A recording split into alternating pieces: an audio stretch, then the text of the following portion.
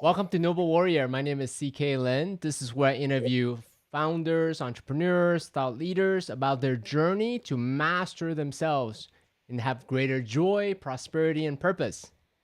My next guest is the chairperson of Juice, an NGO that has been pivotal in China's Green Revolution since 2007. She's the winner of the prestigious Hillary Step Award, and she was recognized by Time Magazine as a hero of the environment.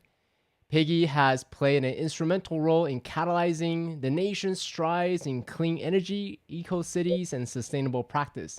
Welcome to Noble Warrior, Peggy. Thank you for being here. Hey, thank you very much for having me. Thanks for being here from beautiful Hawaii. I'm super Uh, excited to be here. This is the nation of Hawaii, by the way. I'm living mm, a dream in a sacred land in Waimanalo, Oahu. So, mm. Well, I mean, since you mentioned that, let's go down that rabbit hole right away. yes. What does it take to create a life of one's dreams? Oh boy, I think to create a life of one's dreams is just about imagining it and feeling that you're already there. So, in my practice, both spiritual and professional, it's all about creating the future, creating from the future that you want. So pretending like you're Willy Wonka creating a chocolate factory, or James Cameron creating Avatar. And so really it's about weaving the threads, the details of a life that you want, but feeling into it. And I call this creating a sentimental memory of the future. So that's my trick. Okay, so obviously we can unpack that further. Some people use vision boards, some people use affirmations to tap into that space. Yeah. What are some of the things that you do as a way to tap into that, future fulfilled type space? Yeah, I actually have a whole framework and a methodology of how to do this. So Let's hear we it. I love frameworks. I know you do, CK.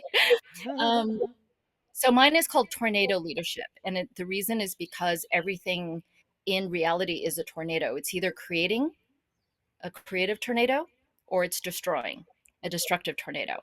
And so some people might be familiar with a torus or a toroid or a donut or a bagel, right? And so this concept of a flowing magnetic, electromagnetic, multidimensional shape that's constantly turning in on itself.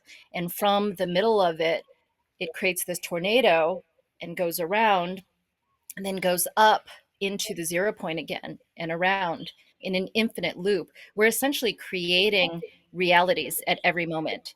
We're not necessarily understanding that we are doing that. Some people feel like, oh, we're just living life. We're maybe a victim of life. Maybe we're just a small player in the environment, the society that we live in. But in my practice, I believe that the reality that you live in is the choice that you have made to pick that particular reality. And in fact, you are the creator of an infinite number of realities. So, what is a reality?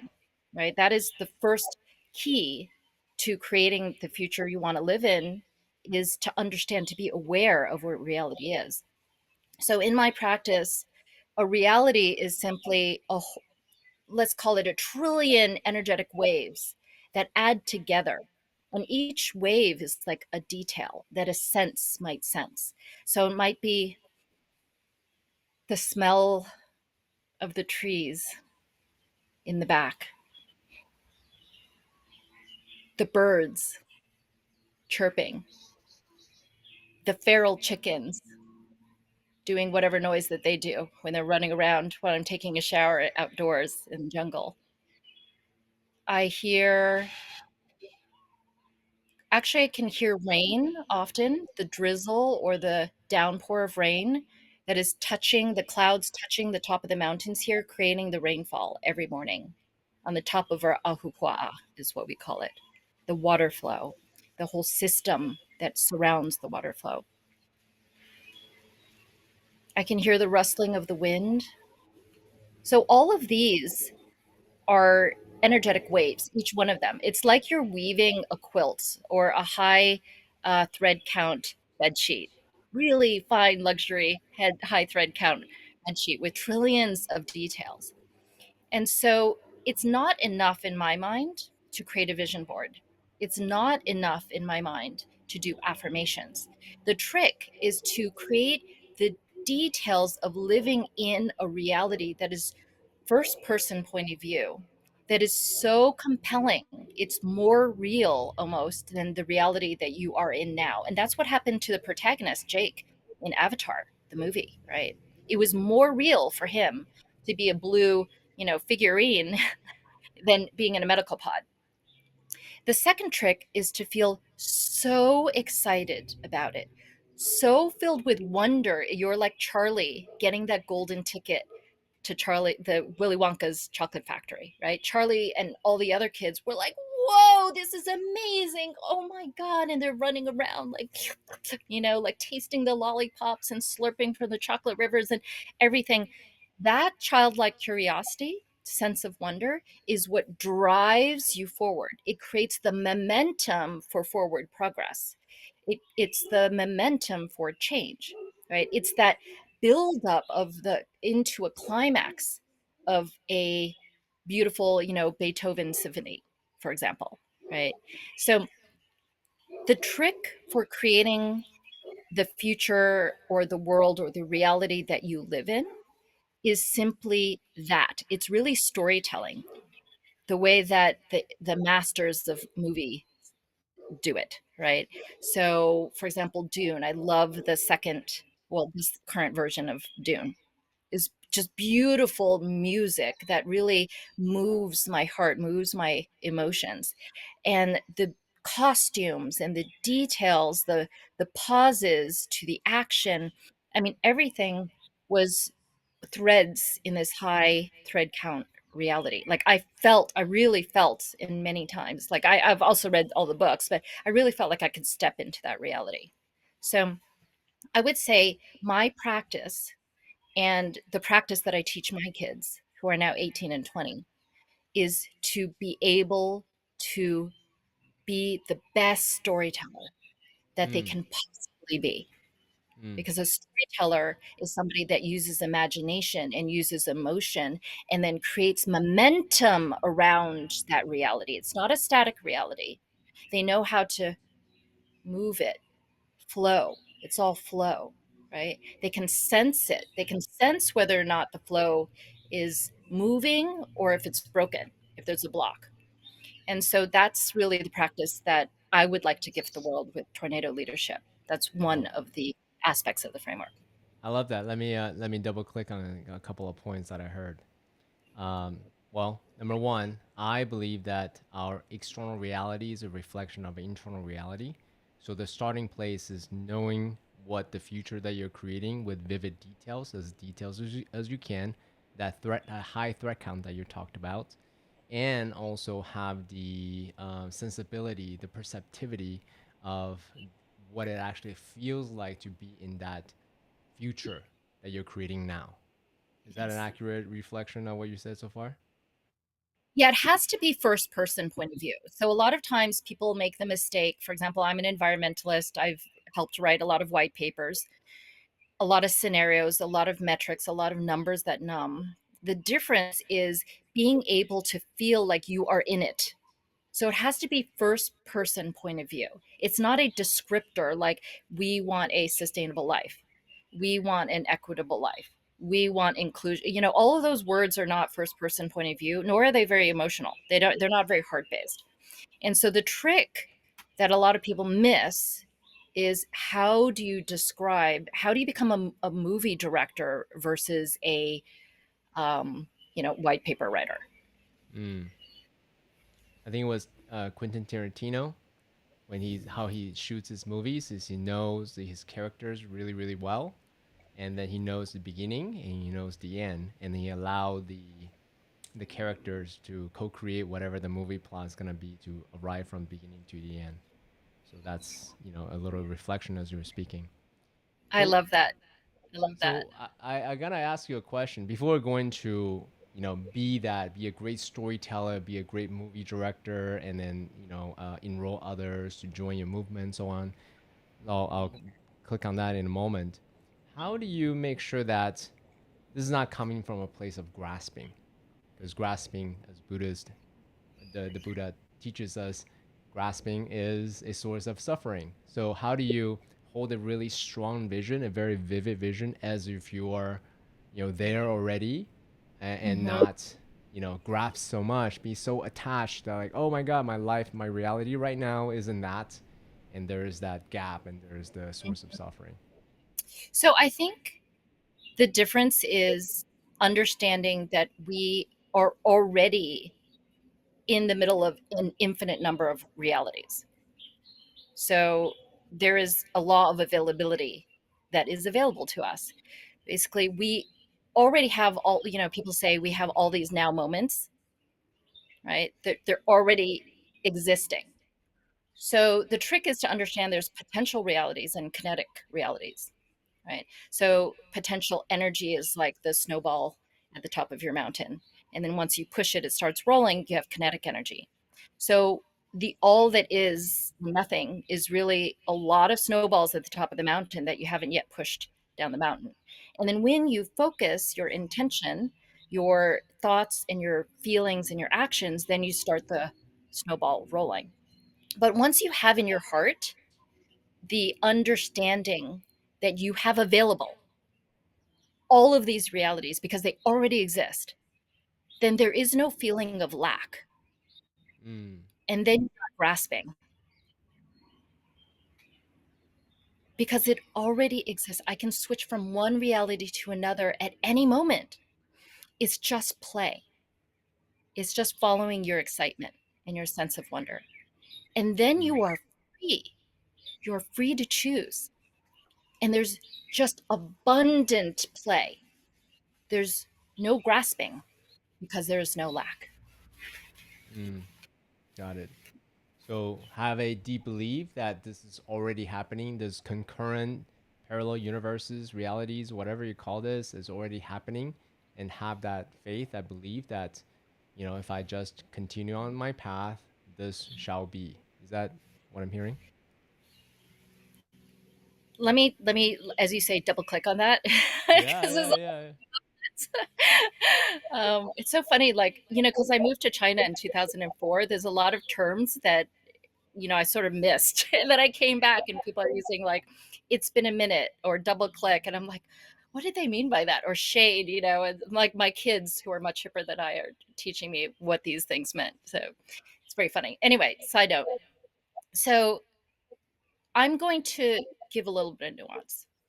Mm-hmm. Time is not like a path necessarily. The way that I view it is a card deck of moments, and there's an infinite sized card deck. So, an infinite number of moments that you are already in. The card deck already exists. You're not like producing the card deck as you go. It already exists. Every single card already exists.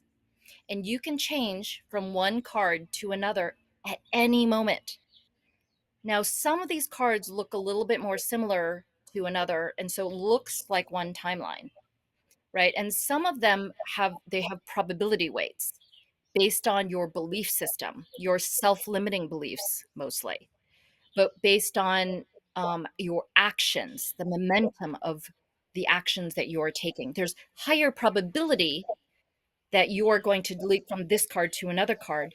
But if you understand, if you have an awareness of how reality works, you can actually shift from one card to another quite rapidly. So I think the key to jumping from one to another is just simply knowing, not believing, not wishing, but knowing you are an infinite being, that everything exists. The other thing that I'm going to sort of take a side note, I'm going to double click even further, is the way that I like to describe time and yourself is that the moment that you choose to be in now, the card that you choose to be in now is a present, okay, a present moment that actually has attached to it, like bags, like a backpack, a different past and a different future. Okay. So what that means is when I choose to be a different Peggy or CK, I choose a different frequency, meaning a different pi thread count, set of energy waves.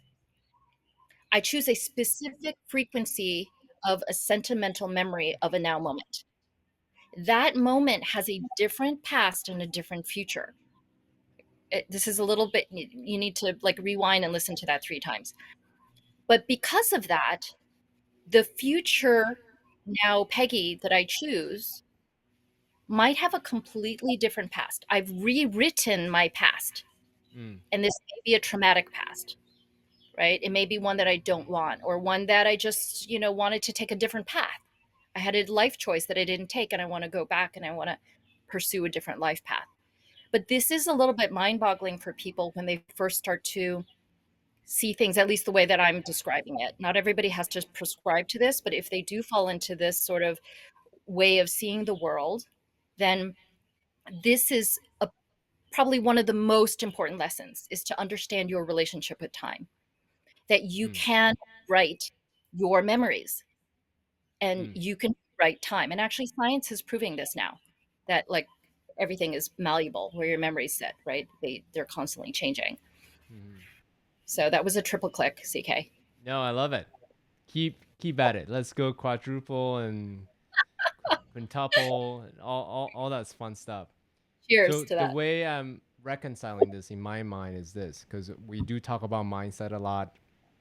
The way I describe it is, our reality is based on the worldview that we have. So what was perhaps once traumatic, quote unquote, a negative event, quote unquote, I can have, let's say, a epiphany moment, an ayahuasca journey, meditation event, whatever the thing that allow me to see a different point of view.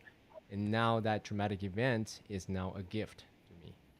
That's Yes. the way I'm interpreting that right now. And so therefore, the reality that I once had, I thought, oh man, this thing happened, so and so died, so and so stole money from me, whatever the thing is. And now I can look at it truly as a gift. Like, wow, what a teacher, what a gift. That's the way I'm interpreting what you're saying. Yeah, I mean, there's again, everything that I say, there's like multiple layers of nuance. So one way to view it is, for example, I'll use the story of my mother growing up. She was really Mm-hmm. hard on me. I think we have similar backgrounds. My parents went from mainland China to Taiwan, so I think you're from Taiwan, I and am. they were like, they were refugees of war, if you really want to call it. They don't use that words, but actually they were, right? They ran away from mainland China to Taiwan. And then there were immigrants in complete poverty to the US. And then she had me, they didn't even have insurance. So it was a really tough labor. So when I view the way she treated me, honestly, now looking back, I view her with compassion. And that changed everything. I really tried to view it from her point of view. Like, how is it that she was emotionally dealing as best as she could with her environment? And that compassion changed my memory. You know, reality is relative. So some people say, "Oh, that didn't change reality. She really still treated you, hard, whatever." But actually, reality is relative. And so that's one way to double click. Um, I mean, gosh, there's so many double clicks, triple clicks, quadruple clicks on memories and time. Another one is like, let's say this podcast. Um, there's a woman in Norway that once listened to me on a podcast, and she said that she felt in her body somatically like an activation, and it sort of triggered something in her. And some people might say, "Oh, it inspired her." It I'm what going her? to say What? that it was more than that. Mm. Inspired Oh, inspired inspired. her. That's like a superficial way to look at it. Another, if you double click on it, basically it activated a remembering of herself that was already there.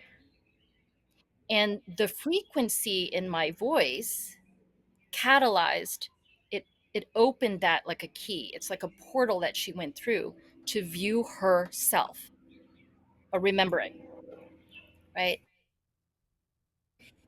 And I love so that. the voice, even as I'm speaking, as you're speaking, carries frequencies that are keys. Some people call them wisdom codes, light codes. So oftentimes, because I'm an energetic healer, oftentimes when I work with clients, they they are getting information in the voice that they cannot rationally process at the moment that they're listening to me or taking notes. So I always tell people to listen to a recording of my session with them at least 3 times, Mm, because they're getting codes that will transmit into their cells and process at the pace that they need to integrate in order to fully become the potential of who they truly are.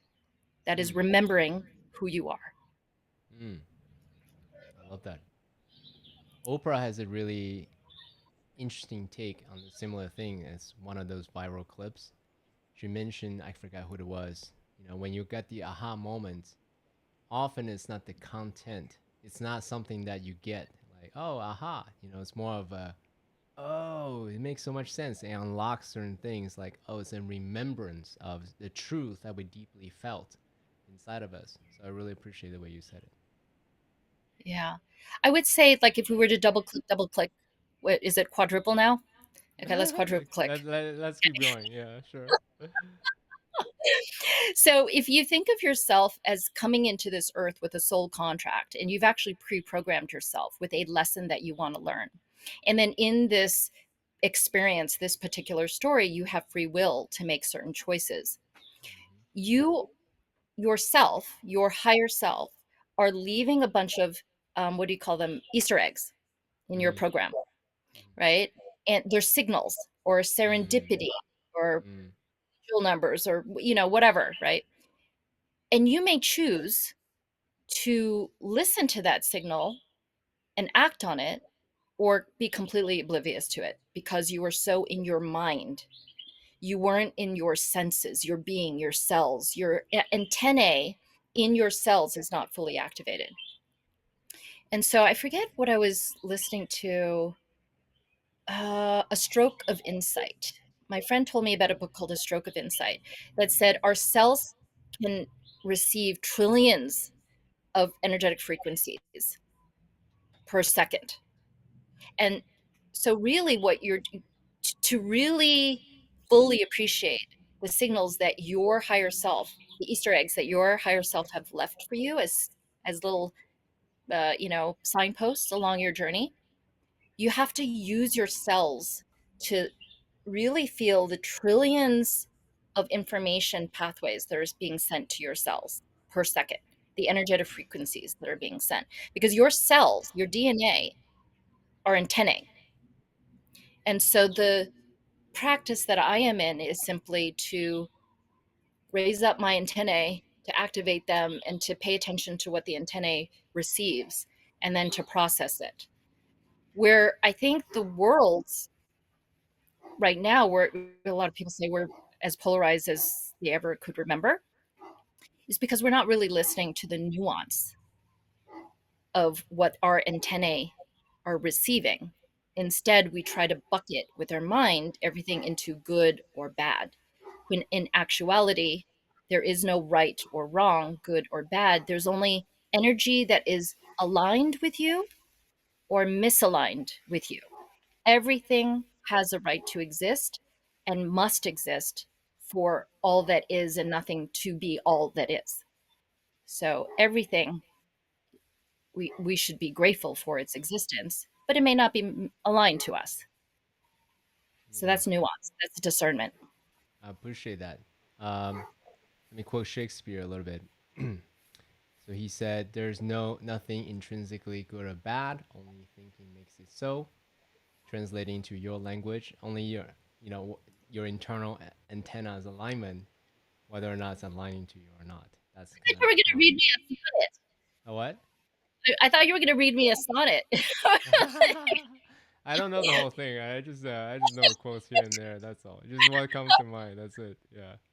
Yeah. Right. I, I'm not Bradford. Bradford can probably give you a sonnet, but Bradford Richardson. Hey, Jack. Okay. Yeah.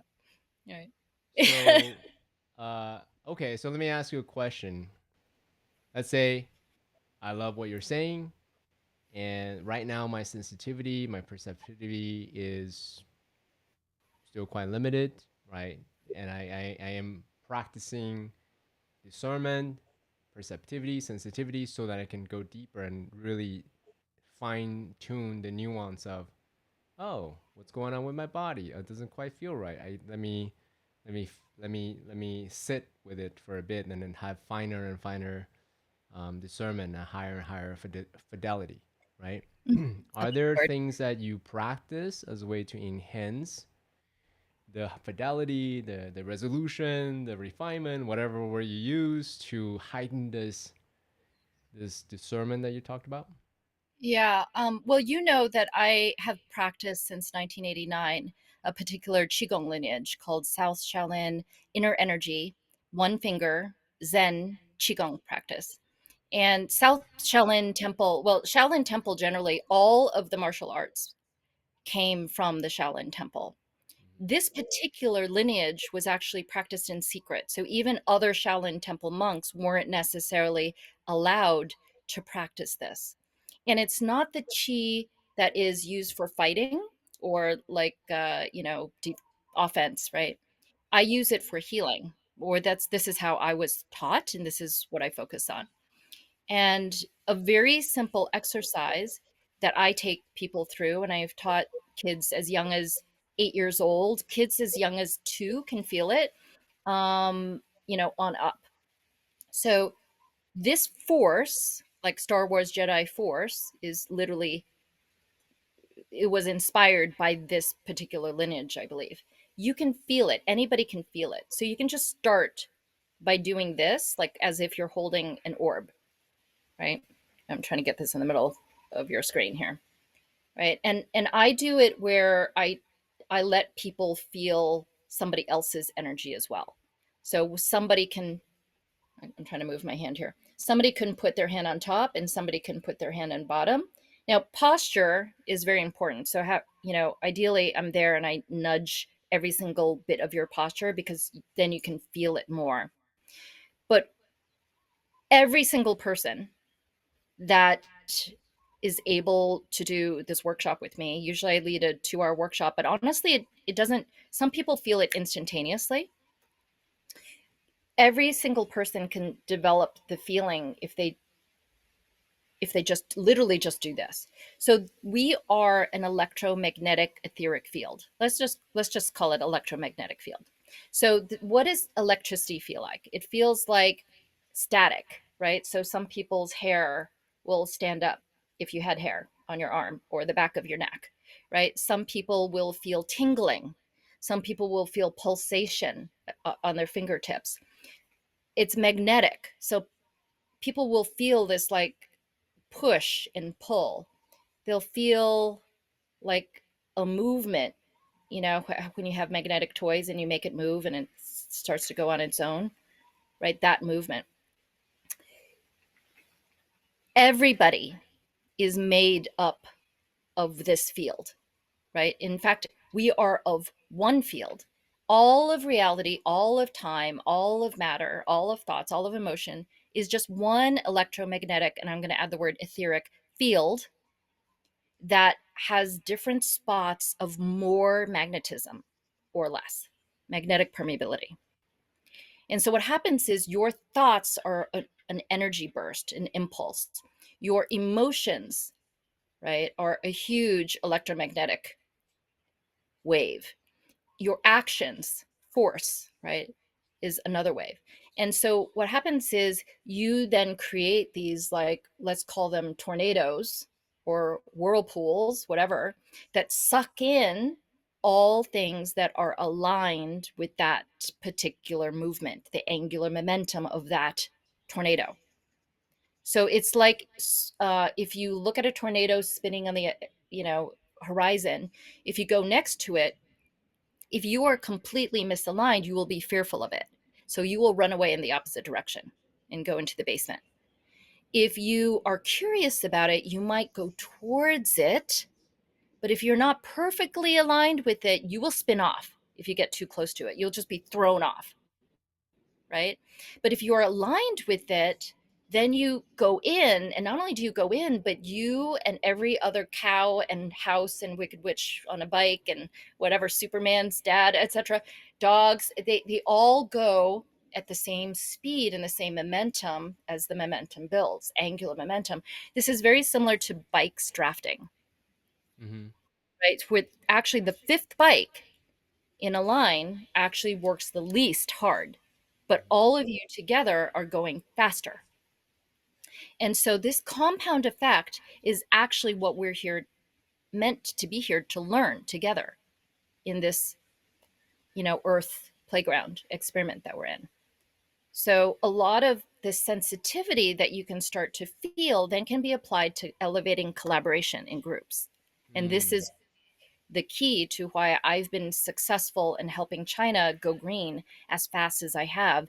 Each of these 7 changes only took 3 years because I felt into this momentum and this alignment and felt where there's flow or blocks to flow. And so this it all starts here. It all starts So here. before we go into the direction of business, I love that, by the way. And this is actually one of the reasons why I love talking to business leaders, entrepreneurs, because it's not just about, in my opinion, it's not just about, hey, let me do the work as a monk in a cave, on the mountaintop somewhere, and to go to be self transcendent by myself. But what I'm interested in is, okay, do those things and make changes in the world so that the greater the macro environment could be better. So Yes. before we go there, let me ask you a quick question. One of the things that I use, as you know, is plant medicine. And for the way I practice it, I see them as amplifiers of my consciousness. Yeah. And I can be a little bit more attuned, a little bit more sensitive to what's going on inside the body, inside my mind, as well as the outside world, right? Whether it's ayahuasca, psilocybin, whatever the thing is, right? So that's very useful for me because for me, I need something that's really obvious.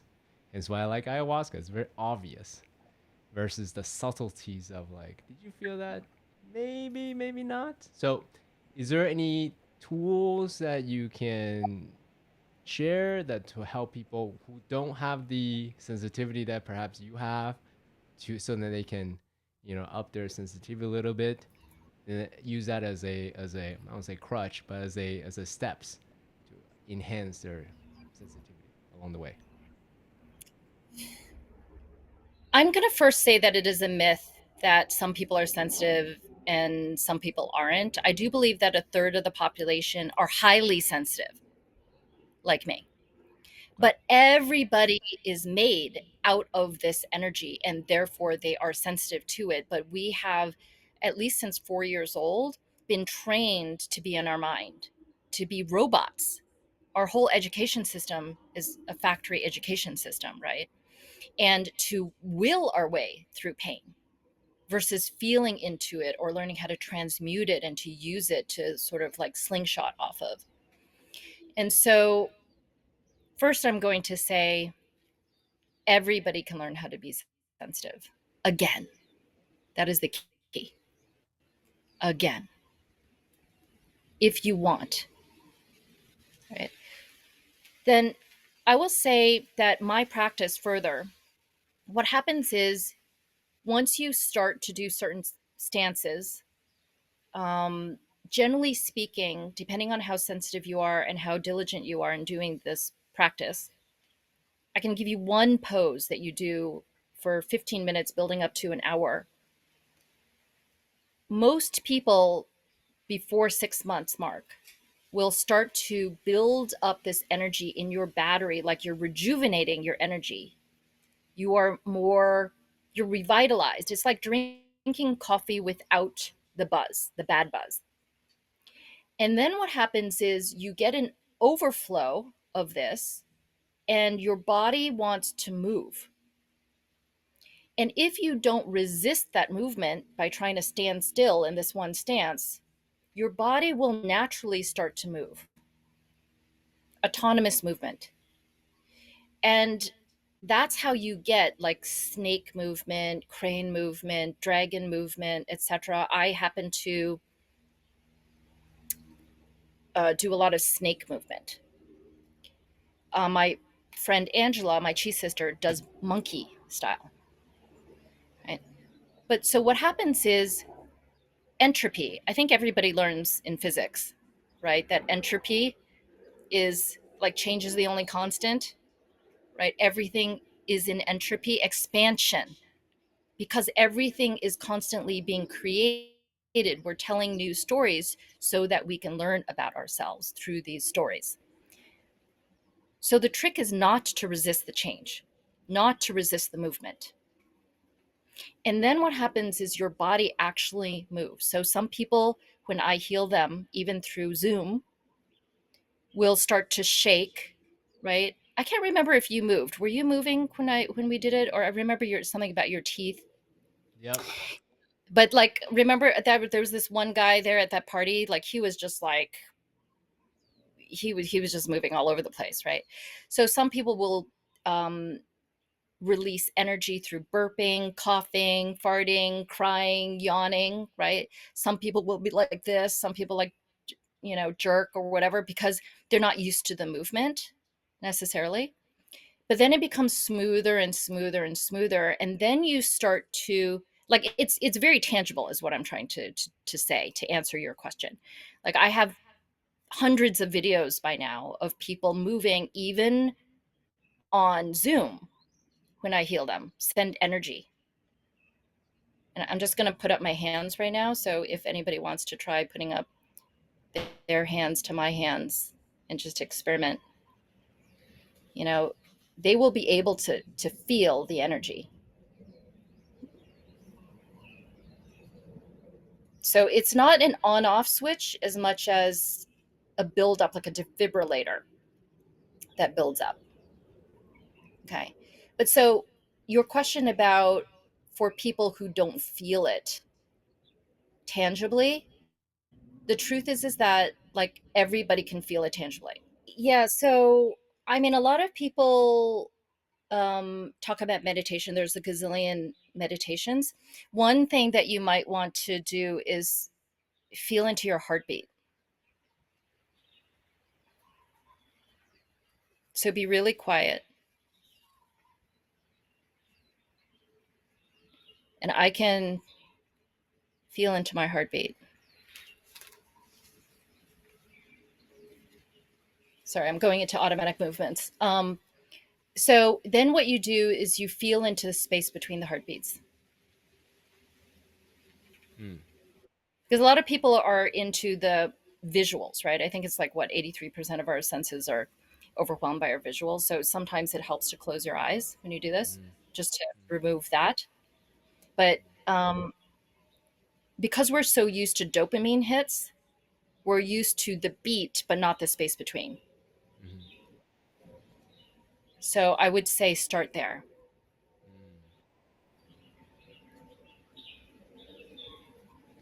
Mm. Beautiful. Thank you. I appreciate it. I mean, part of my desire these days is how do I go even deeper? And you Yeah. just share some postures, some movements, some practices that I Yeah. can practice to go even deeper, to pay even Let me deeper let attention. me share something with you. Hold on one second. Yeah, for sure. Let me try to do something with you. Okay. Okay. By the way, Sure. never mind. I'm sorry about the lighting. I look terrible because You the light are doing just fine. is too bright back there. But I wanted to share the Hawaii sky. Mm. Okay. So, is there something that we can gift CK right now? Okay, I'm pointing at your third eye, activating.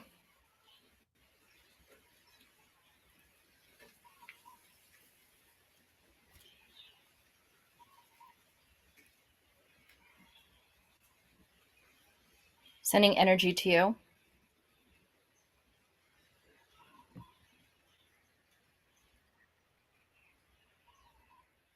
And one of the messages I would give you is something that my chi master yells at us all the time Mm. is no mind. No mind. Stop thinking frameworks, especially. Frameworks are limiting. Numbers are limiting, actually. They box you in. They're prisons of energy. They're prisons of potential reality. True reality is more wondrous than we can ever imagine. There's not just the rules in our reality, our logos, but there's so many different types of realities with different rules, and it would boggle our mind. But once we apply a framework to it, we limit ourselves. So you are using it as steps in the spiral Mm-hmm. to go quote unquote upwards. Mm-hmm. When in fact, all you need to do is remember you are already there. Mm-hmm. Got it. That's just because I know you a little bit. That would be my personal advice. And I'm just activating your third eye. Mm. Thank you for that. You're welcome.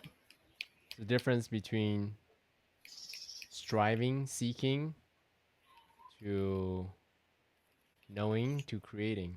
And what I got Yes. from you is, hey, I'm already here. I know exactly what I need to do. There's no more striving. There's no like out there. It's just, hey, I'm thirsty. Let me go get a glass of water. It's as simple as that. That's what I got. It's just what is it that you would like to experience right now? And choose. And then follow your curiosity and wonder because you already have it within you. You don't need to build it or like grasp it, right? And then what happens is when you are able to feel the senses, the creative energy actually comes from the root in the sacral, the sexual energy. Sexual Mm-hmm. energy is like, it's much bigger than sex. It's about creativity, Mm-hmm. right? And so to be able to feel that activation in those areas in the pelvic region will also help you, right? So rather than resist or Mm-hmm. constrain or think of sexual energy in a very 3D way, limited way, think of it more as creation itself. Mm-hmm. It's birthing reality. I love it. So I'm curious, Peggy. You're in obviously in the business world at a really high level, and you use this very liberally in your teachings, in your engagements. I've Yeah. seen you, at high level parties, and that's who you are, and it's great. So I'm curious, what kind of people resonate with your framework, with your ideas?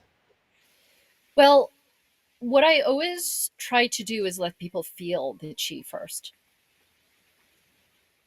And then almost everybody is like, whoa, what is that?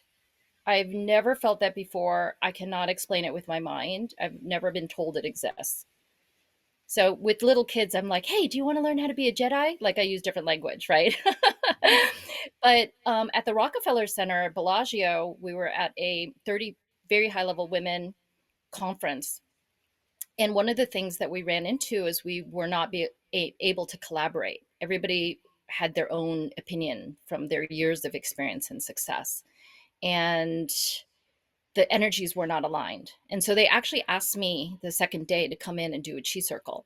So I put everybody in a circle or a circuit, electromagnetic circuit, and let everybody feel the energy flowing between us and the differences between left and right. And so I would say everybody already is this. So, yes, they're already aligned to the fact that we are energy. They just need somebody to show them. And Mm, sometimes it's helpful for somebody with a resume that's, maybe uh, credible in the 3D world to show it to them mm, versus somebody who's like, I don't know, like not in their normal, what do you want to call it? Like frame of mind, right? yeah. And so it's helpful for somebody like me who has been successful over and over and over again, and somebody who's as old as I am, as an elder, to Mm, come and say, this works for me. mm, Because then they see it's possible. And for me, in my practice every day when I'm growing and developing my skills, a lot of it is somebody told me it was possible, and then I try it. And then I realize, oh, I can do it too. Mm. But I didn't necessarily have the imagination by myself to try it. Yeah. So I'm talking about a lot of things that you would not be able to read in books. Like what I just did with you, right? Is Mhm. send you energy through a screen, right? To activate your third eye. Most people don't know what the hell that means, right? And they're like, what are you doing? But I can tell you, there was a senior executive in the automotive industry in Detroit that is one of my clients. And last week, I did the same thing. And now she is a sensitive, and we're reawakening her abilities, basically, that she already has. But she started to feel heat as if there was a warm fire Mm. in front of her. Like, you know, when you're like toasting marshmallows or you're cold and you're putting your hands there, she literally felt that hot, Wow. right? So it takes a few minutes. Like it's again, it's not an on-off switch. I need to like build up like a defibrillator. But warmth in your hands and pulsations here is very common, right? Not everybody manifests the same because everybody's energy is different. But once I tell you it's possible and I show you or somebody sitting next to you that you also respect and they get into it, then you're like, hey, I want to try it, right? So I often do this at, for example, World Economic Forum or the Economist summits or very high level stages. And I do this on purpose in full view of people so Mm. that the behavior becomes normalized. Mm. And so the second time somebody sees me heal them or somebody, they're like, "Oh yeah, she says we can keep talking," and they like have an informal chat right next to me. Like it totally nonplussed about what I'm doing here because it's now normal part of Mm. reality for them. Mm. So my goal is really just to show people that they are much more than who they think they are. And a lot of those superhero powers that you see in whatever X-Men or Marvel actually are very, you know, realistic. But because somebody told you it was a superhero and only that superhero can do it versus everybody can tap into it, everybody can play the piano, as they say, but not everybody can be, you know, Chopin or Beethoven, but everybody can play. Everybody can learn to play. The piano was there. Yeah, it's just a matter of dedicated practices to really familiarize ourselves with. I mean, I'm trained as an engineer, so I look at the world through the lens of skill acquisition. Yeah. By the way, I'm Right. an engineer too. So I'm trained at MIT as an electrical engineer and computer science major. You Mm. know, I went to McKinsey, was very in my head, did management consulting. I was the venture capital, you know, early stage investor in China.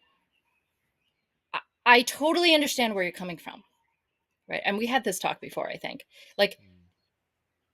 the key is to integrate Mm. both your senses and your mind.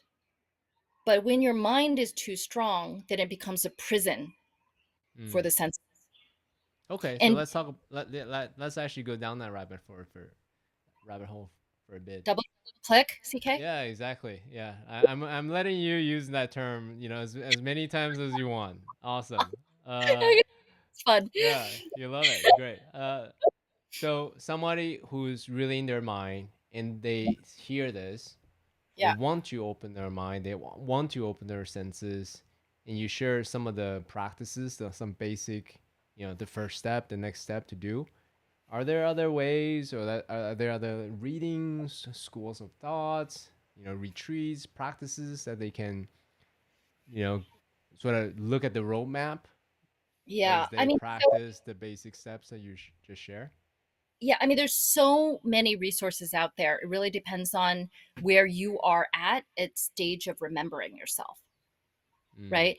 So if I say the law of one or something, that is going to be inaccessible for most people, right? But if I say Bashar, Hmm. that's practical, I'm a fan of Bashar, actually. right? Because that's Yeah, super he's practical. a master teacher. Like, he's such a good teacher. Yeah. So I would say, um, it really just depends. Some people just music, right? And it also depends on where your sensitivities are coming in from. My friend Fernando Garibay, that I have the pleasure of working with, is was the executive producer for Lady Gaga's "Born This Way" and Whitney Houston's last song, and et cetera, et cetera. He is so sensitive that he can see a color and hear a sound, right? So for him, he uses music as a way to help people I'm going to use this word. He doesn't necessarily use this word, but transmute their trauma into something positive, into a creation of a work of art, music. And that can touch millions of people on airwaves and I Mm, guess Spotify too. so so it depends on where you are at. If you are listening to this podcast right now, your higher self already planted this as a signpost for you to listen to. mm, There is no accident. When people meet me, there is a reason why they're meeting me. mm, And they may choose to listen to it and be present and really intentionally take as much information out of that as they can, or it will sit there dormant until they're ready. And they'll be like, wait, didn't I hear something in some podcast, some Hawaiian background that was poorly lit? Like, oh, yeah. um, oh yeah, let me re-listen to that because there's something there for me, right? So it really just depends on you. I'm fairly obviously advanced, so I like, for example, Rebecca Dawson, and she channels like ascended masters. And she's talking about the new human, where the chakras are actually disappearing because you don't need them anymore, because we're actually much Mm, more nuanced in certain spots. Like there's not just 144 chakras in our body. I mean, come on, mm, right? mm, Um, so some people might be like, what is channeling? Right? Uh, but I think it's important to tell people what's possible. mm, So, for example, I was just writing down this list of abilities for my clients, so that I can say, well, here's some of the things that might be activated in you when you work with me, right? So the third eye, some people might not understand what the third eye is, right? But it's the ability to, let's say, receive images, let's call it, of something that feels real. It's basically a signpost, or it's a message from the cloud database in the sky, right? There is a cloud database in the sky that has all the data of all the realities. And so when people say that they're channeling or they're receiving messages or they're clairvoyant, I like to call it putting my Ethernet cable plugging into the cloud database in the sky. You would I like like that, that. right? That's very practical. I like it a Yeah, lot, actually. I like that. That's Yeah, awesome. engineer. Yeah, exactly. See, got you right there. Yeah. So, for me, like, the Akashic records isn't language that I use, but some people use it. Like, I like the cloud database in the sky. So, you know, I talk about the how do you change your past, literally by revisiting that, but rewriting a different result. It's like you went to dinner theater, interactive dinner theater, and you chose a different path, a different storyline, right? Um, some people can, there's somebody, actually a few people, they were very eager to learn this, but they're now able to, without touching me, with chi, push me so that I'm either jumping back or my body's twisting around, doing, almost somersaults, if you will. One person can do it over Zoom, Mm. right? Some people call that telekinesis, I think. I call it chi, you know, chi practice. It's basically, if you understand you're an energy battery, then you can inject it like I was doing to you, and you can focus it like a laser beam, right? Some people can talk to objects, like I talk to crystals and, energetic objects, and I can activate their energy. I Mm, can like wake them up, right? So this is, for example, a crystal that I've been holding here, mm, mm, right? And this is very active, right?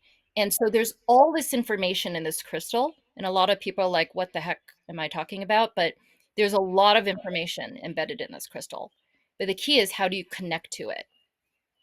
And so one woman taught me that channeling, right, which is connecting to somebody else's consciousness, even a stone, even the sky, the weather, even an island that is an energy vortex, or water, or a person, um, or somebody in a different dimension. It's simply just dropping into the frequency that that entity or energy is in, right? So it's a little bit like when you do method acting. I know both of us are great actors, but we know what method acting is, right? I You do. dress like Meryl Streep talks about how when she dresses differently and she changes her accent, she just drops into a different. She doesn't use this word, but a frequency. She becomes a completely different person. So when you realize that we're all part of this cloud database in the sky, and every bit of that database is a different frequency, there's an infinite number of unique frequencies. All you're doing to connect to one part of the database or another is tapping into the frequency. Some people might call that empathy, like being social, right? Where you're connecting or being present. There's all sorts of ways to use this, right? And all of them are valid. All sorts of ways to describe it. All of them are valid, but some of them have more nuance and layers of discernment in them. Mm. Yeah. So what I'm hearing you say, going back to the original question, those that are curious, those are, want to pull on the thread of curiosity. That's actually one of the reasons why I started the podcast in the first place, because I wanted to show people what's possible, and by interviewing people who are, I call them householders, right? People who live a normal life, they're not in a monk, in a cave somewhere, and just meditate all day. They have a family life, they have a business life, and they're into these type of development. It's very new, and it was so that we can have these very nuanced conversations on what's possible when you practice these things and bring that into your life. That's the reason why I do this. So thanks Yes. for highlighting that. Yeah. Yeah. There's so much, I have a vast network like you do of people who are sensitives. And what one of the things that I want to do is make it safe for people to say that they are a sensitive and they have these gifts. And so because I'm of an age and of a stature that honestly I don't really give a shit if people think I'm weird or crazy, like I just tell people, like and I show people. I'm not like just saying it, I'm actually doing it, and it's tangible and it's visible. But for example, you can heal people with this chi without touching them. I regularly take out back pain, or neck pain, or emotional trauma. You can heal earth, you can heal humanity, right? Just through this field, if you understand how it works, right? You can definitely tap into what is currently the highest probability, quote unquote, future moment, right? I call it divining, right? Some people call it, I don't know, uh, precognition, right? That's definitely a thing, right? As long as you add the word probability, highest probability, right? What has the highest probability or the greatest momentum timeline, right? Um, you can definitely have claircognizance, which is just a sense of knowing, right? It's because you're able to tap into that cloud database in the sky. Again, knowing of something that has the greatest momentum at this moment in this particular timeline. Caveat. So I told you about some people who can see colors and hear sounds, right? Mm-hmm. All of the Some people can speak to animals. I know many people who can literally speak to animals. I know one Maori man in New Zealand that was telling me a little bit about how he changed weather fronts. And of course, many people like Indians, native Indians, right, have rain dances, etc. So it's nothing new. It's just that I happen to experience it in real life. You know, it's like, oh my God, it's raining terribly here, and we're in the middle of the beginning of this conference. Could you remove the rain? You know, it's like whoosh, whoosh, whoosh, you know. And then all of a sudden, I was able to take off my down coat, go out in the sun with, a tank top. It was amazing. So once you see this, and you're open to it, and you approach it with a sense of curiosity and wonder versus skepticism, you will begin to notice a lot more possibilities than we ever learned in school. Hmm. One of the things that our men's group we talk about a lot is follow your discipline, whatever discipline that is, and pay attention to the happy accidents. In other Yeah. words, the synchronicities, the serendipities. Just pay attention. And one of the things I concretely feel personally is whenever I'm dedicated to a certain discipline, whatever stuckness that I feel disappears and I just get energized. It may not look like the outcome that I seek exactly, but nonetheless, momentum is generated, energy is generated just by following very simple disciplines. Yeah, I think the word that you said I want to double click on, triple click, quadruple click is momentum. We've said it Mm, all a lot already, but people don't understand the importance of momentum in creating your reality. So mm, that's the second stage of my tornado leadership. The first stage is creating from the future, not the past. mm, And we talked a little bit about how to do that. The second stage is really momentum over metrics.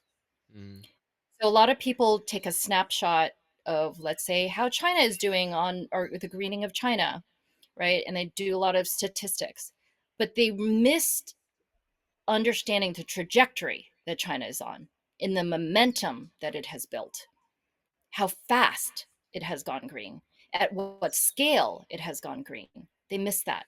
And so individually, I remember it was in seventh grade English class. I had this personal little tit for tat debate with this guy who was like, you don't need to do anything. You can be aimless. You don't need goals in life. Just like chill and enjoy, right?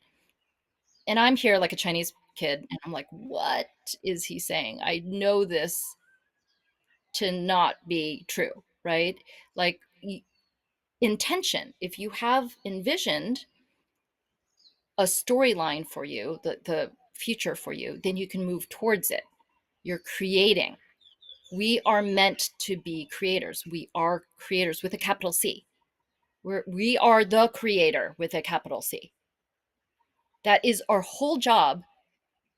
We only have two jobs in this life. One is to create, right? So we can learn about ourselves. Two is to remember who you are. Already covered mm. that, right? But what is creation if not momentum? Creating momentum towards a vision, right? The vision can change. You love Bashar. He says, look, be live at your highest level of excitement at every moment, right? And towards a particular vision of your life. But then the hardest part is being able to not be attached to that vision, because the actual result can be so much greater than your puny little imagination in your brain can manage to eke out. So I double, triple, quadruple click on Bashar. Is there a fourth step before we go into the sort of the organizational movement making kind of a For thing? leadership. So the first step, just to recap, is create from the future, not the past. The second step is momentum over metrics, to sense it, and tips for how to build it, right? And then the third step is really resonance, orchestrate resonance, which is balance, flow, and alignment of energies. So this is all about collaboration. It's all about the drafting effect. So if you're biking and drafting and you're not in alignment, then you're not drafting. If you're not moving and flowing, you're not actually pedaling, you're not in flow. If you're not balanced, then like obviously you're not going to be biking for very long, right? So that's a very simple, flat analogy, but orchestrating resonance is actually what the greatest leaders are doing. They may not call it that, Mm, but it's group resonance so that you are creating this golden mean spiral, this tornado, upward spiral, creative spiral. And so learn from the great musicians or, Beethoven and conductors, and then apply that to leadership. So the greatest leaders, CEOs, are not chief executive officers that run a company by success metrics or KPIs. They're chief resonance officers. mm, I have a whole like HR chart, and I redid all the titles for chief marketing officer or chief strategy officer, etc., to like, if you really live the tornado leadership way of being, then you shift the roles of everybody in your organization as well. mm. So, in terms of who you are, Peggy, I'm curious. Men's group will have different sphere of influence. That's probably the easiest way to think about it. There's the Yeah. self, there's the family, then there's the organization, community, society, humanity as a whole, right?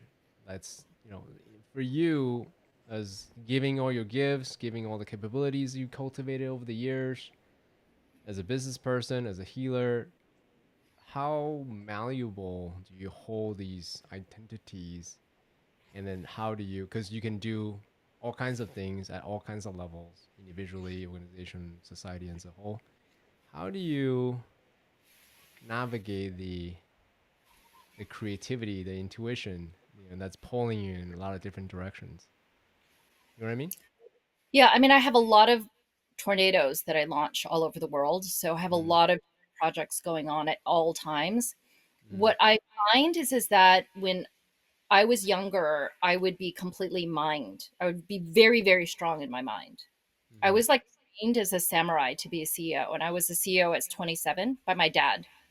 And I started one of the earliest e-commerce companies in Silicon Valley. mm, But now what I realize is to be able to do the work that I really need to do at the scale that I need to do it at, which is ultimately to awaken humanity. mm, That's a pretty big, lofty goal. mm, I need to actually integrate. I need to be in alignment within myself. So it's like some people say left brain, right brain is like mm, mind and spirit. And I need to be authentically me. mm, I can't just be part me. mm, Right. And so when people said to me, this Maori elder who changes weather, I was like, "Oh, how do you learn how to change weather?" And so he's like, you have to remember who you are. I had no idea what he was saying at the time, literally. And he doesn't speak much. Right. So I'm like, I literally have no idea what you are saying. But he gave me so many clues in very few words that I later was able to dissect it or double click, triple click, quadruple click into. But remembering who you are is how you become your authentic you. And that is, I like to use the analogy of birdsong. So I like cockatiels because I used to have one. If you're a cockatiel, but because you're Chinese, you are told to be a parakeet, mm, right? In China, you might be told you have to pass the Gaokao, right? You mm, have to go to Tsinghua, mm, Fudan, or whatever, right? If you're a Jewish son, maybe you need to be a lawyer or doctor or whatever it is, right? Chinese students at my age, when we applied to MIT, they're like, oh, you have to play piano or violin or both. and play the tennis. To the Yeah, T, all the yeah, Chinese kids at that's MIT, right? right. Piano, violin, or both. So the point is that if you're a cockatiel and you're singing a parakeet song, you're not attracting cockatiels.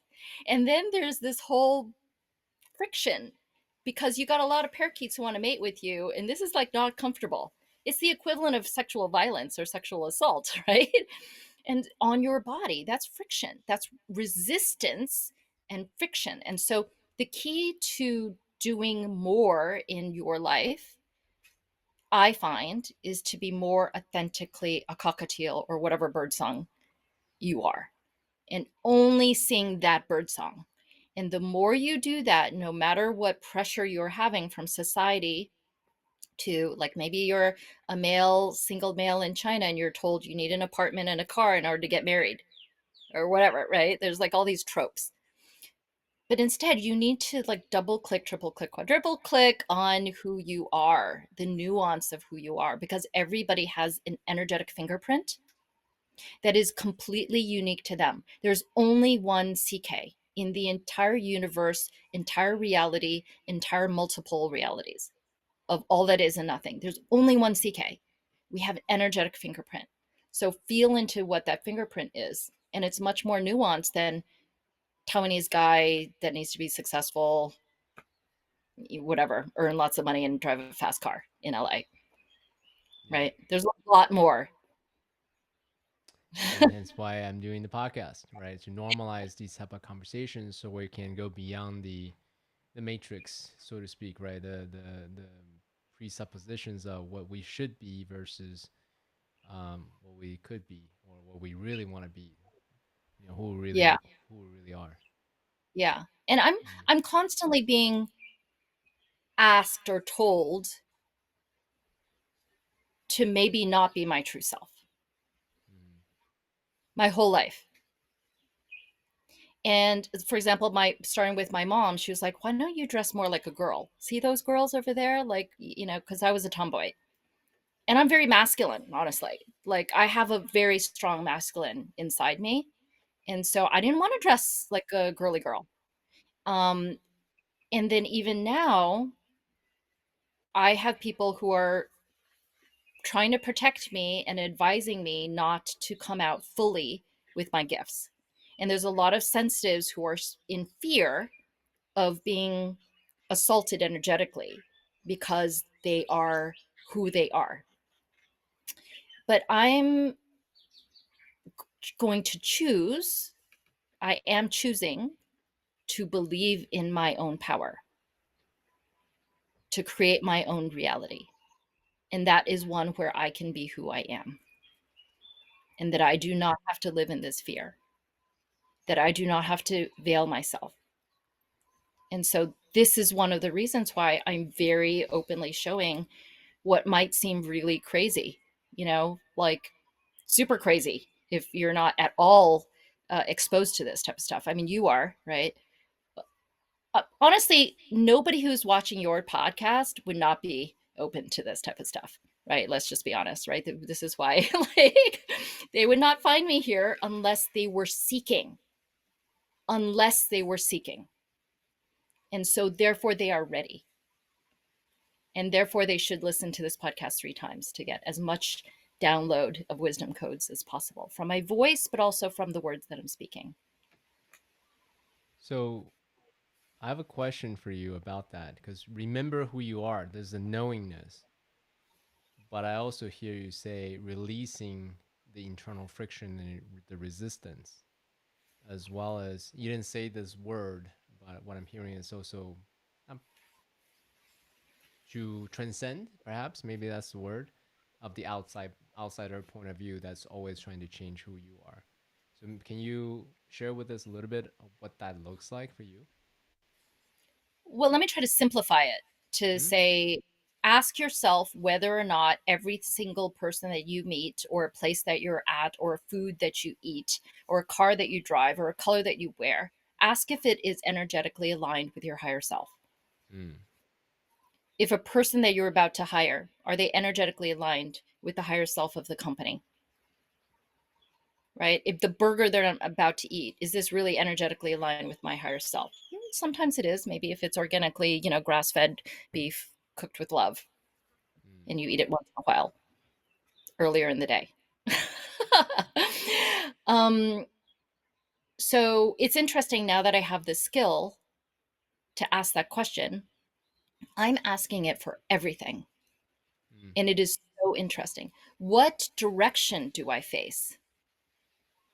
Please put me in the direction I should face on the beach while I'm practicing chi. Mm.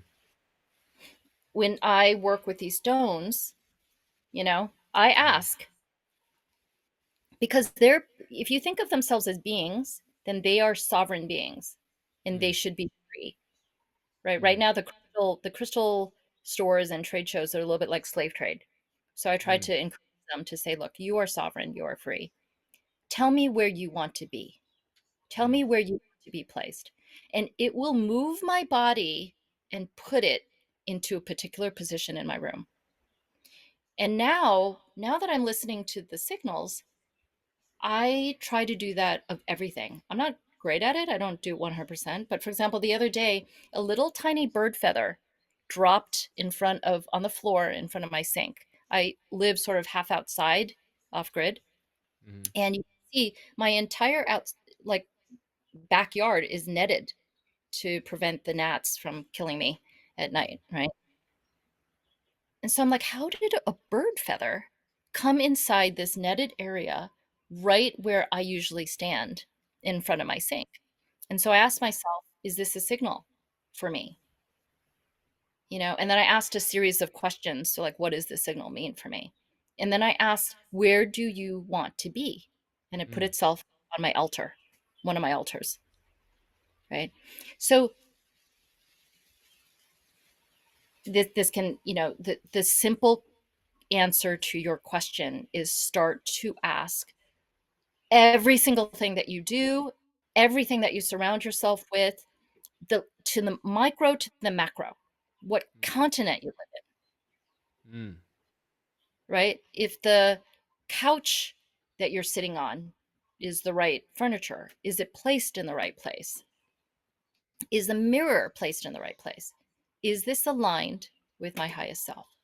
It's Mm. a really simple exercise. And the more you let your body respond, like, oh, there's a lot of tricks. If you ever see somebody who like is doing this thing, have you ever seen anybody do this? Yes. That's like they're asking their body yes, no. Oh, Like like they're muscle essentially, testing. right? Yeah. Muscle testing, right? So I essentially do muscle testing, except my whole body moves. Mm. Like my whole body is a pendulum. People use pendulums, yes, no swinging, because everything is electromagnetic. And so you might see a pendulum swing like a circle or Mm. the other way or this way or that way. Yes, no, you can program it. And Mm. that is because the pendulum you're programming to plug in to the cloud database in the sky. Your body is a pendulum because every single cell is electromagnetic. Your heart, you might have heard this, I think from the Heart Math Institute, is like a 5,000 times stronger magnetic generator than the brain. It's 100 times stronger electric generator than the brain, right? And what's interesting is that it is pumping blood throughout your body. Your blood has iron. Iron is magnetic, right? It's all very interesting. But everything is magnetic. And so if you just let the magnet swing, then your whole body will move to orient itself. And you can program it, yes or Mm. no, maybe reframe the question, etc. And so very long question to what was meant to be a simple answer. Is something aligned or not? I mean, I like it a lot. I mean, like I said earlier, my intention is to live a deeper life, to be more attuned to who I really am. That's ultimately, you touch on this exactly. My overall intention is so that people can live an awakened life, be who they really are, sovereign with sovereignty, with agency. Everything that you said is perfectly aligned with my overall intention of this podcast. Yeah, and I think what your questions are trying to do is double click, triple click, quadruple click again on these. Because, like, if you hear somebody say, remember who you are, like, even me, like, fairly late in my spiritual journey, I had no idea what this guy was saying, this spiritual elder who I knew he had a lot of wisdom for me. So, what I like as an engineer are like step by step instructions that I can then practice and then to feel like, oh, can I do this? Is this like, does this resonate with my body, my field? Can I, and then I practice it every day. I am very serious about practicing Mm. um, every single day and integrating. And I'm lucky in that, my mind is pretty strong. And so I take somebody's lesson and then I'm able to experiment. I'm able to integrate it into my practice very quickly. So it's not just knowing something, it's creating the momentum by integrating it into practice. So I think that this podcast has a lot of really simple tips for people, right? I, well, Far. actually, here's the thing, Peggy. Simplicity is the ultimate sophistication. Yeah. Why is it simple? Because it fucking works, right? So why go through the complexity, the fancy moves, the fancy kicks, the flip kicks, all these things if you can just straight punch, like, you know what I mean? So that's what I like. So a couple of things I want to double click. All right, the heart of what you're saying, what I'm hearing you is ask yourself this question: is this aligning to me at Yes. from the micro, the smallest scale to the biggest scale? Yeah. One. Two, keep practicing the basics because at the end of the day, through the journey of practicing martial arts, you can probably attest to this. In the beginning, the teachers teach you basic kicks or the basic moves, and in the middle level, blue belt level, now it's get to like fancy kicks and stuff like that. And once you get to the black level and the multiple degrees of black belt, you go back to the basics because it fucking works, you know. So that's you know I like talking about the basics because that's to me is the path, the atomic unit which will build towards mastery. I'll say a couple other tips. One is to journal every sensation. And so when I was learning how to do energetic healing, I had to feel like, oh, there's pressure in my crown. There's like a pressure in my third eye. Oh, there's a tingling sensation, or there's here a pulse. I could feel heat here. So like journal, journal signals. So and then you go back and you'll realize, oh, I actually progressed really fast as a spiritual being. Journaling, feel the sensation. Um, and then there was another one that I was going to say. What was the other one? Uh, okay, well it'll come to me. Yeah, lots of. Oh, I know what it was. Okay, the people who progress the fastest with me are people who are not learning. Mm, They're remembering.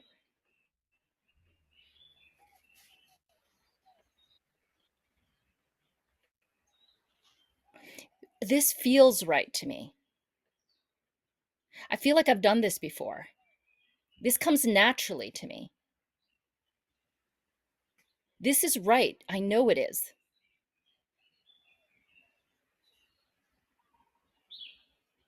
And just double click on things that you remember. mm. Does that make sense? I like that. I like that a lot. Yeah. So what does it look like for Peggy? Are you giving your intention to awaken the world? Does it look like you're gonna start more green companies? Does it look like you're gonna build a public platform with tons of followers? Does it look like you're gonna be making movies and use your kind of embedded in the story like Star Wars kind of a thing? Like Yeah. what does it feel like right now? Well, so for people who don't know who I am, which is probably everybody, since 2004, I lived in Shanghai, China, from the US. And in 2007, I started an NGO that was quite influential in starting the clean tech revolution in China. So it's literally called Joint US China Collaboration on Clean Energy, which is interesting in these times, right? And I was asked by the US government to bring in smart grid into China. So I also started the whole smart grid revolution in China, which changes the entire electrical grid. I was asked by the Chinese government at the same time to teach the first ever curriculum for mayors across China on how to build eco cities.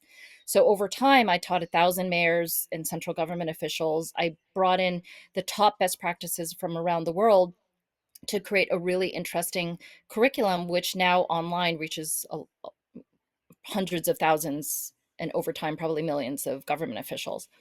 And we catalyze green bonds. The China Dream slogan, the national slogan, was actually intended to embed sustainable images like blue sky and green grass in nature into the default image of life in China that is thriving. And this is for sure true. If you go through any subway and look at the billboards, everything is definitely has that energetic vibration. Um, we we did 7 major changes, I'll say, across China. So now, because COVID, August 2020, I stopped doing on the ground work in China. Honestly, it was 13 years. I feel like we did the work that needed to be done to get China on a green trajectory, not just for itself, but as a leader of greening in the world. And now I continue to be a global speaker. So you will find me in, let's see, I'll be in Dubai at the World Economic Forum in October. I'm going to Singapore at the end of September to speak. I'm speaking in Madrid in October as well, etc. So I usually speak about sustainability and China, what to learn from China, and tornado leadership, what to take from this. Uh, I cut across all sustainability industries. So, and I have on the ground experience with leadership in government and companies and NGOs in China. Most people don't. Most people are just China watchers. So I have a pretty unique speaking platform. But now, because during COVID, I actually moved to the nation of Hawaii, a sovereign country that is being built in Oahu territory, 45 acres, off the back of President Clinton signing an apology resolution to the Hawaiian peoples. And we're literally creating a new country. There's a president, a vice president, ministers, etc., that I advise.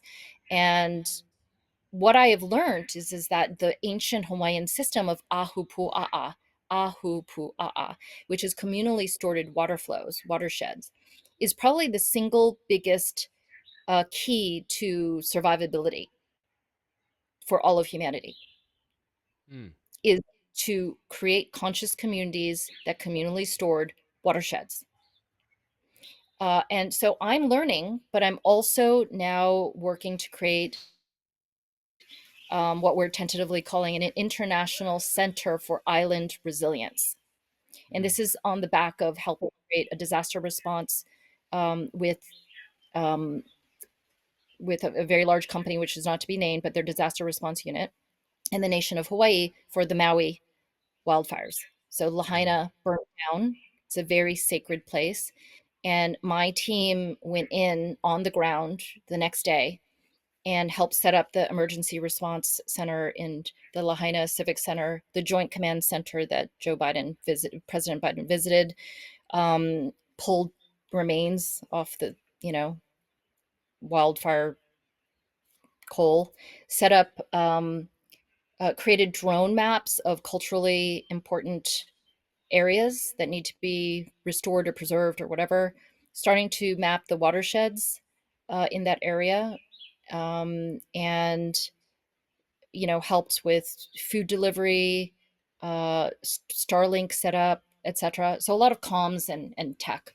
So we want to use that to create a living laboratory, if you will, here on these 45 acres with Native Hawaiians that have an Aboriginal Indigenous culture that is sacred and sophisticated, and to use this as a test bed for creating something that you can imagine can be drop shipped on flat packs in containers to any island, but then also to learn about cultural resiliency and cultural appropriate engagement with communities in disaster response, and also inner resilience. So, a lot of the energy work that we're talking about needs to be built into disaster response and preparedness, not just the tech that we're also playing around with. So, we installed Hawaii's first experimental cell tower that has a 5G and 4G on it. So, it's like a portable mobile cell tower that we can ship in disasters. Um, We shipped something called Ethor to the Marine base here that does experimentation for all Marines across the US that will be used here in the nation of Hawaii. It's called Ethor, and it's like this military grade all terrain vehicle that has instant like power, solar power, 5G, 4G, satellite, microwave, etc. for communications, water from air technology. So all the stuff that I love because I'm an engineering geek and I'm an environmentalist and I worked on scaling this China scale. Now I want to do it island scale and appropriate scale it in a way that is appropriate to the indigenous Aboriginal cultures. So that's one of the big projects that I'm I also love working that. on. I love that. I really appreciate how you take your superpowers in environmentalism, engineering, technology, science, civil, I don't even know how you call it, design of the city, and energy healing into Yeah, everything that you do. That's a beautiful marination of everything coming together. yeah, it's Um, fun. One thing that Bradford actually really applaud you for is your ability to get into really influential networks and establish yourself very quickly. Yeah. And I want to ask you this question in terms of making social change. What's your thought on it? Is it more bottom up, grassroots, da da da, to the influential, or is it top down, or is it some harmonious method in the middle? In terms of just being a visionary, a creator, right, and then causing change in a scale and accelerated way. Like, what's your thinking behind it?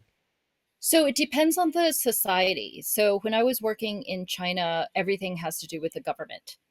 And Mm, so one of the best pieces of advice that I got from the Chinese side in creating this first public dialogues between US and Chinese government officials on clean energy was in order to get the highest level Chinese person to speak, I needed to get a foreign government official, active or retired, and they would mm, match peer to peer. And mm, so my secret to creating the tornado and to create the initial energy was to inject a title, high title of government officials. mm. And, I can go into how to work in China at great length.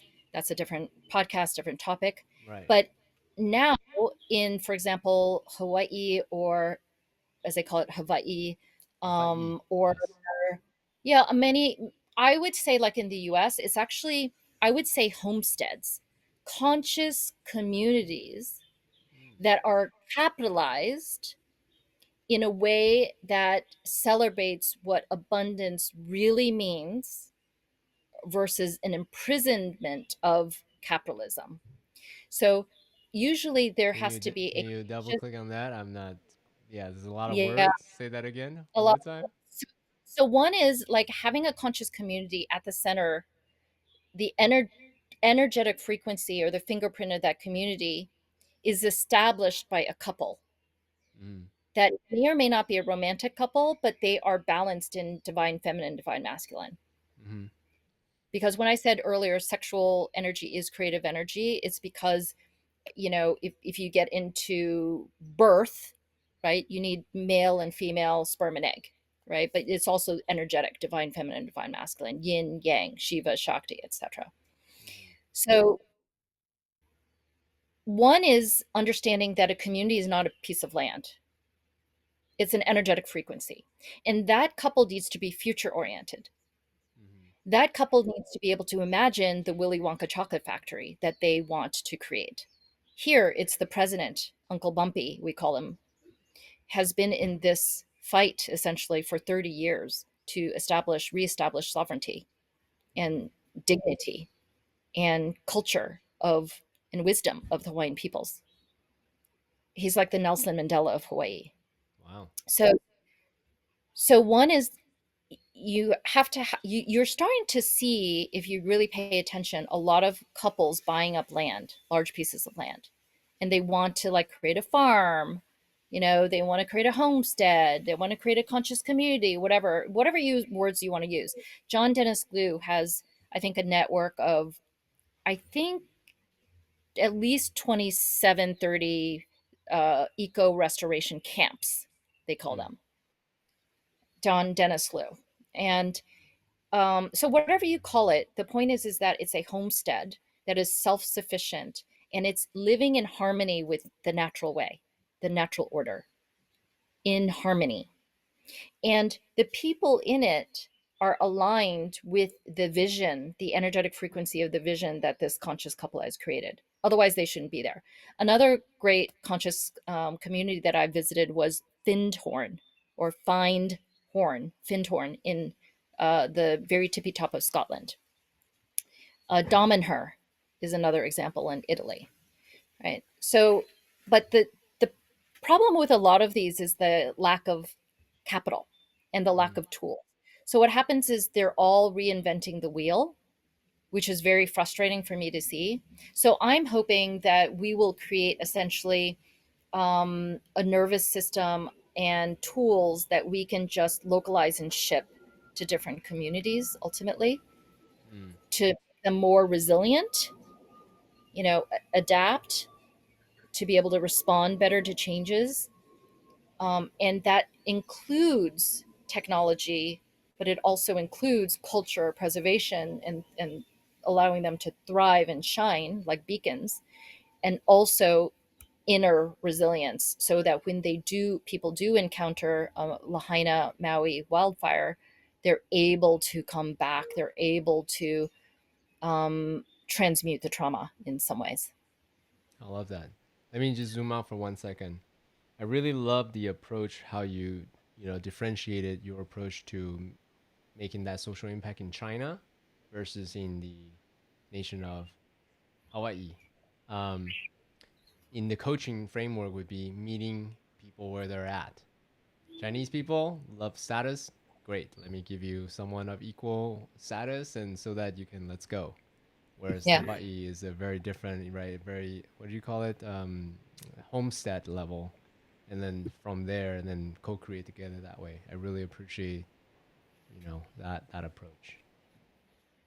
And part of that is, again, sensing the energetic frequency of who you're working with, who you're collaborating with, what the land, the Aina, AINA, is calling you to do, the bird song, literally, of the birds, right? The energetic vortices of the mountains, the water, the islands, right? All of this has an energetic frequency that you need to adapt to when you're working in that area. And that's why a lot of times when you just come from technology and you're trying to scale, the biggest, I think, blind spot is how to localize. So when Mm-hmm. I taught mayors in China how to build eco cities, I would go around the world to find best practices. I would, create little videos of them so they didn't have to travel there. I maybe would bring people to lecture from that area, like a deputy mayor of London or what have you. But the trick is, does this localize to the cities or villages that I'm teaching? So, for example, when I taught bike share, before bike share was a thing, before China became the largest, bike shares in the world, Chongqing is a city of, I think, 32, 35 million, depending on which day you're sneezing, right? Um, they were like, "Have you ever been to Chongqing?" I go, "Oh, not yet. Sorry, but I would love to go."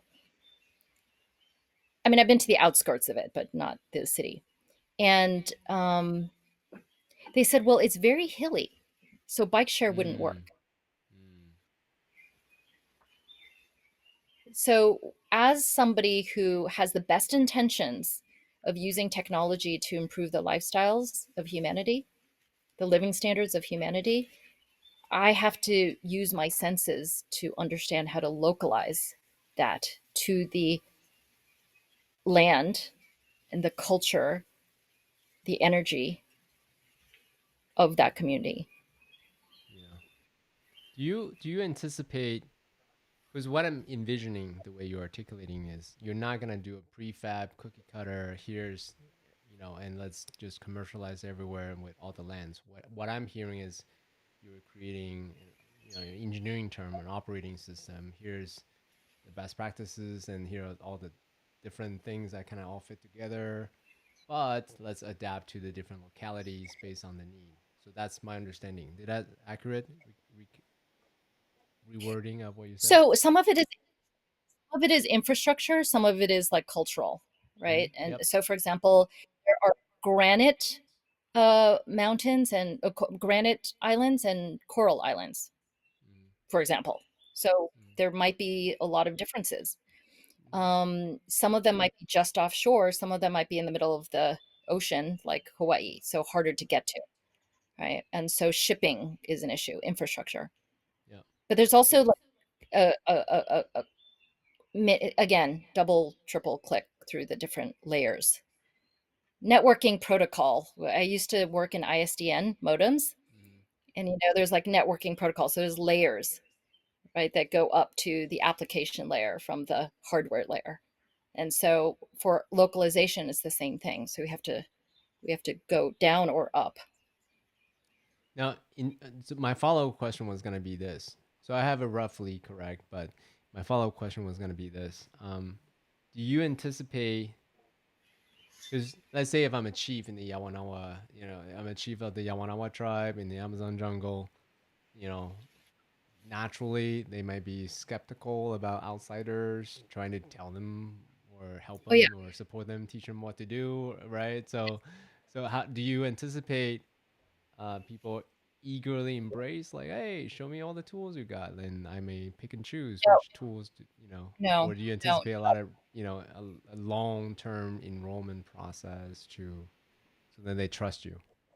Well, boy, that there's a lot of answers to that. So the guy who basically led the disaster response for us has been Mm, working in disaster response since 2005. mm, Jeffrey mm, Schweitzer. He's the guy who like rappelled down a helicopter to set up comms after Hurricane Katrina, or mm, went to Ukraine after they were bombed to set up comms there. And um, he said that this disaster was unprecedented. How many years is that? He's been working in disasters for a long time. He's never seen anything like this. One, in just how big and swift it was, right? A whole town burnt down in hours because of the winds, and it was a fire, and it was an island. But also because of the way that people responded on a community grassroots level. They showed resilience versus waiting in a parking lot after a hurricane to get FEMA handouts. And in fact, they really actively said, we don't want government involved. We reject government handouts. I mean, there's a lot of history to that, right? There's a lot of colonialism and et cetera, et cetera. But so I think the key is you have to create decentralized, community-led disaster response or resilience bases, hubs, resilience hubs, community-led resilience hubs. It has to be. There's a woman named Olani Wilhelm that just left Biden's the Office of Science and Technology. And before she left, which was 2 days before I had dinner with her, she wrote, I think 3 weeks before she left, she wrote an engagement handbook to engage Hawaiians because there was no, because it's Hawaiians are not considered a tribe. The native Indian tribes, they have like handbooks for the protocol for how to deal with engaging government and tribes, but they don't have them for Hawaiian. So she is part Hawaiian, and she wrote this.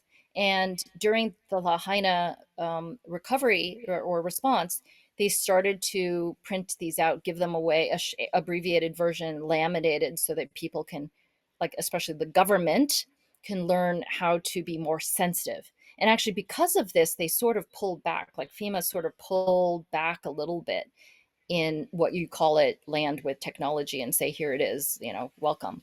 So one is, it's very important, the fact that this center, International Center for Island Resilience, will be based in the nation of Hawaii, with Uncle Bumpy, who is basically a Nelson Mandela for Hawaiians. He's like seventh or eighth generation descendant of King Kamehameha, depending on you know how you count the bloodlines. And so you have to have cred, street cred. right? You have to have people vouch for you that you are welcome here with your technologies. And then you Mm. have to do technology transfer and knowledge capability building, right? And so we're going to invite the Marines to come here, even though the history has been be afraid of the military because the military took over Hawaii, right? But so I think this is going to be very historic that we're in talks with the Marine captain who is in charge of experimentation for all Marines to come here to do simulations of disaster response so they can learn what is appropriate culturally. And they want to do that too. They want to do it the right way. So it's just a matter of building the bridge. And to build the bridge, you need people who are sensitive to the different energies and then to come up with something that can meet in the middle. Reminds me of the cultural scientist of the Avatar movie. Mm, Yeah, to be culturally sensitive, to introduce and to build that bridge. Even though the yes. movie took a whole different direction, but the intent of having the cultural study there Yeah. is a good Yeah. one. Yeah. Yeah. I did a TED talk. One of the TED talks that I did in Shanghai was cultural bridges, the service jobs of the 21st century, something like that. So it might be worth your listeners to also look at because I really believe cultural bridges, and especially people who are of mixed heritage, are the key to peace Mm, because they're by default they're going to have to be more sensitive to the different energies. mm. Otherwise, they can't survive. Yeah, especially at least for me, I'm sensing a lot of disharmony in the macro right now, and it seems to me it's becoming more and more polarized. And even though on the micro, all of my friends, myself, we all practice everything that we've been talking about. So my micro system is quite harmonious actually, but the macro from all the news media that I can hear, that I can sense, is very polarized. Yeah, I would just stop listening. I stopped actually watching news. So I'm lucky that I'm plugged into a network that I get firsthand news from people who actually are in the trenches, so to speak. So I feel like I know what I need to know. But Mm, remember, media is a narrative, is feeding us a narrative that is very polarized, mm, dualistic, and is not correct, honestly, when it comes to China. I know mm, because I live in China mm, part time now, right? And a lot of the stuff that is being presented by media without getting into a whole nother podcast subject is simply not accurate. And it is creating the tension, which forces a reaction of like, imagine if you're bullied in school all the time. At some point, you're going to hit back, at some point. And this has just been a really, really, really long journey to get to this. And the media is not helping. So yeah. stop listening to it because the reality, and I'll give another like nugget here for listeners. Reality is simply your emotional response. Mm. Can you say more? So if you look at the US China geopolitics from the US side, let's say a hawkish side, then you emotionally respond with fear, with anger that territory or industries or economy is being taken over, the fear of something else rising and taking away your power because there's only lack, right? Or whatever. I mean, you can keep going, right? The narrative is filled with emotion of dualism. It's like Batman versus Joker, Superman versus Lex Luthor, right? There's always in US movies, there tends to I be love a that you bring superhero references in this. That's amazing. but like if Yeah. movies, American movies, there's always like the good guy versus the bad guy. There's very little nuance. Whereas if you look at Chinese movies, it's always about the struggle and there's no real clear good guy, bad guy. It's just like suffering, and it's almost like karmic suffering. Mm. And it's the lessons of resilience. It's really the resilience and heart. And it's like a big mess. And like usually they aim to make everybody cry with a lot of big box of tissues by the end of the movie, right? Like there's no happy ending. There's no Disney happy ending. Mm. So for China, that's the media we're being fed internally. And that Mm. means like be more resilient. Look, all these other people have gone through tragedy upon tragedy upon tragedy, and they're still there. They still exist. So you can do it too. Life is hard, but buck up. Like that's the lesson that most people are getting. And so Chinese people are really resilient and they suffer a lot more than what I see peer groups go through in the US, frankly. A lot more. But they still exist and they accept it. They accept the suffering as part of life, as part of the journey, right? It's much more nuanced. So, I, so when I say your reality is just your emotional response, for the US, they're creating this whole reality that China is the enemy. And so therefore it is. And therefore China has to react in a certain way. And so they have created a reality. The media in the West has created a reality that is now becoming more and more true. China, on the other hand, interestingly, is completely surrounded by a digital wall. And so, unless you're like bilingual, like I am, or yeah, unless you're bilingual, you don't really care to go on Facebook or Instagram or TikTok or Snapchat or whatever because they're in English. You can't understand it anyway. Mm. Even if you watch the TV, you have to wait for somebody to subtitle it so you can, watch it, Mm. friend in Chinese, right? Mm. And so the reality within China is actually, I think, a much safer environment Mm. because, I mean, a lot. Look, this is very nuanced, so people are Of going course. to Yeah, yeah, sorts of of course. but this, but that, blah, whatever. But generally speaking, what I'm trying to say is that there is, I believe, a very intelligent, well meaning government that is trying to create a thriving China dream for all its citizens, not just the 1% few. It's very Mm. important that all the way to the rural West, the little farmer in the podunk village that takes like 3 hours to just drive through the mountains to get through, that person should be have equally thriving lifestyle as the person in Shanghai that moved to the city. So that dream is then portrayed in the media and it gives Mm. hope. A Mm. lot of people who visit China say, wow, all these people are super optimistic, even though it's not the best living standard for everybody, right? It's still Mm. very poor, mostly. But boy, they seem really optimistic about the future.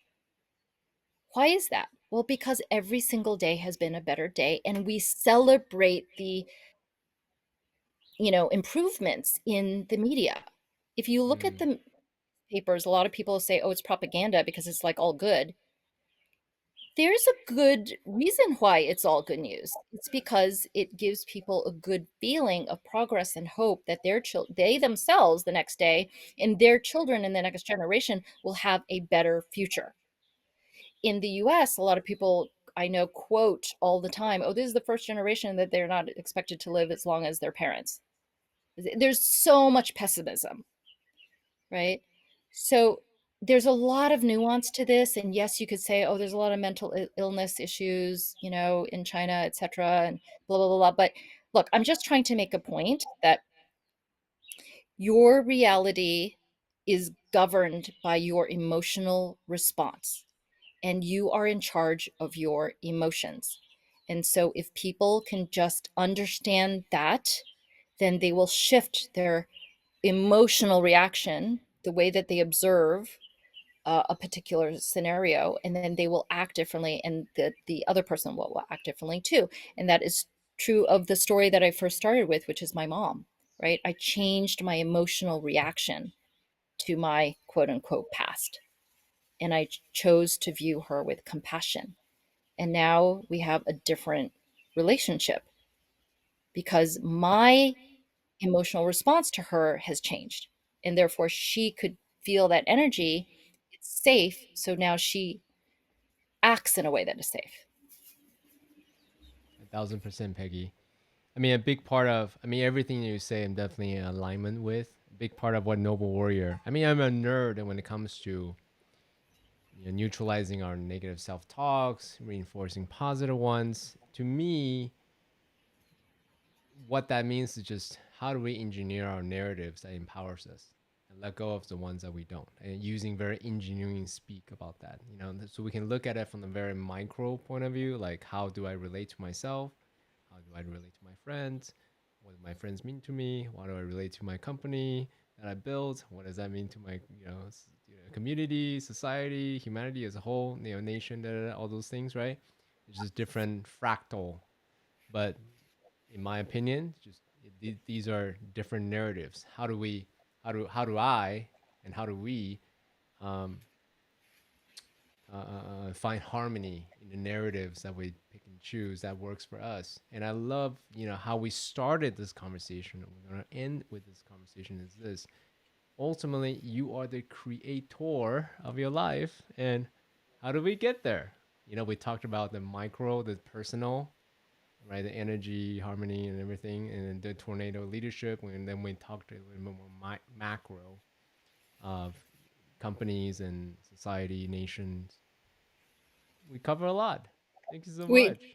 This was a lot. I hope, this is why you have to listen to this 3 times to fully comprehend what I said. But also, when the message, when people are ready to receive the message and really integrate it, they will listen to the words in a slightly different way. Yeah. But it's all an adventure. Life is an adventure, and just experience it with joy, and just wonder, sheer wonder. And that will lead you to what is truly aligned for your true self, for your higher self. So I hope you get something out of this. Oh, 1,000%. Thank you. I mean, the reason let me just double click on that real quick.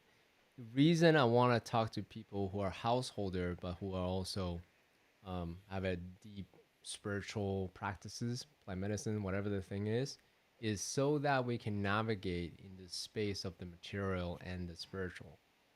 And for me, that's the kind of person I want to be. I don't want to just live in a cave and in a mountaintop somewhere.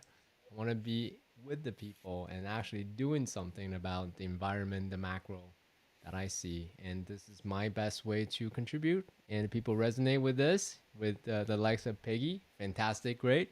If they don't, fantastic, great. And then we're going to live a great life with joy and purpose. That's what I'm here to do. Yeah, I love that. And again, the key word that you said is resonate.